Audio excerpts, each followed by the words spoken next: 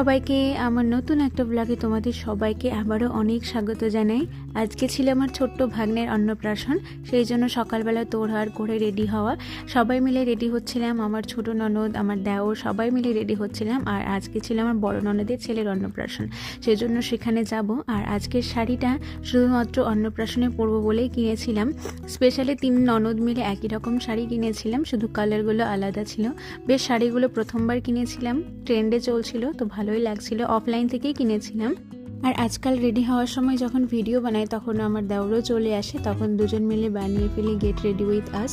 তো যাই হোক, সেখানে আমরা রেডি হচ্ছিলাম আর সকাল সকাল বেরিয়ে যাব। এই যে আমার ছিল ছোট ননদ, সবাই মিলে রেডি হয়ে গেছি, এবার বেরোবো। বাড়িতে আর সময় নষ্ট না করে সবাই মিলে খুব তাড়াতাড়ি করে চলে আসি বড় ননদের বাড়িতে। এসে দেখি অনেকটাই সাজানো হয়ে গেছে।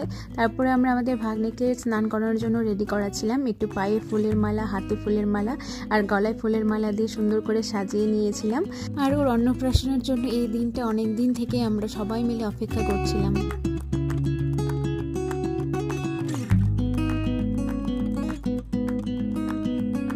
আর আমাদের সোনাকে কিন্তু আজকে দেখতে একদম গোপালের মতো লাগছিল ফুলের মালা দিয়ে। আর একটু একটু করে পা ফেলতে শিখেছে, মানে হাঁটা শিখে যাবে খুব তাড়াতাড়ি।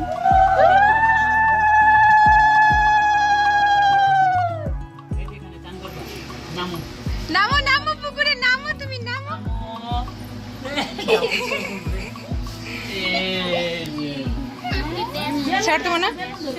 শুধুমাত্র নিজের ভাগ্নে দেখে কিন্তু বলছি না, কিন্তু আমাদের ভাগ্নেটা কিন্তু বেশ সুন্দর, কিউট, একদম গোপালের মতো। আমরা ওকে গপু বলেও ডাকি। ভালো নাম আয়ুষ, কিন্তু আমার শাশুড়ি মা রেখেছিল গোপাল, সেখান থেকে আমরা সবাই মিলে ওকে গপু বলে ডাকি। তো একদম গপুর মতোই দেখতে হয়েছে।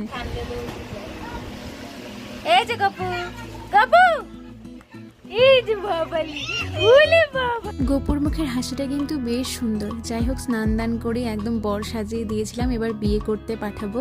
তো ওর প্রচণ্ড ঘুম পেয়ে গেছিলো, ও বুঝতেই পারছিল না যে কি করবে, এত ঘুম পেয়ে গেছে ওর। তো সেই জন্য রেডি করে কোলে করে কোনো রকমে জাগিয়ে রেখেছি, যাতে মুখে ভাতটা ভালো করে দিতে পারি। তো তারপর ওরা চলে যায় সবাই মন্দিরে, আর আমি যেখানে বসে গোপুর ভাত খাওয়ানো হবে সেখানে একটু আলপনায় দিয়ে দিচ্ছিলাম। তারপর শুরু হয়ে যায় গোপুর মুখে ভাত। প্রথম মামার কোলে বসে পায়েস খাচ্ছিল। ওর মুখ দেখে মনে হচ্ছিল প্রথমবার পায়েস খেয়ে বেশ ভালোই লেগেছে, চেটে চেটে খাচ্ছিল। তারপর একটু ভাত দিতে হয়, একটু মাছ, ভাত, ডাল সব তরকারি মিশিয়ে একটু মুখে দিয়েছিল, সেটাও খেয়েছিল বেশ সুন্দর করে।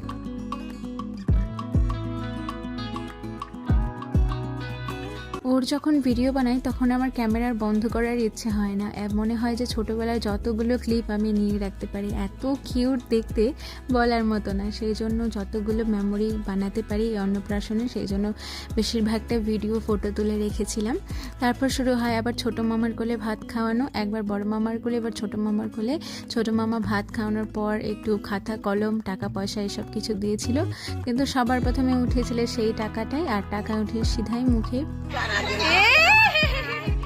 এবার কলমটা হাতে দে, কলমটা হাতে দে। বাস এখানেই শেষ হয়ে গেল গোপুর মুখে ভাতের অনুষ্ঠান। তারপর নিজেদের খাওয়া দাওয়া, আগে ভাগ্নে খাবে তারপরে তো আমরা। তারপর আমরা চলে যাই খাবার প্যান্ডেলে। সেখানে অনেক রকমের খাবার আইটেম ছিল, ডাল, চচ্চড়ি, মাছের ঝোল, দই, মিষ্টি, এসব কিছু।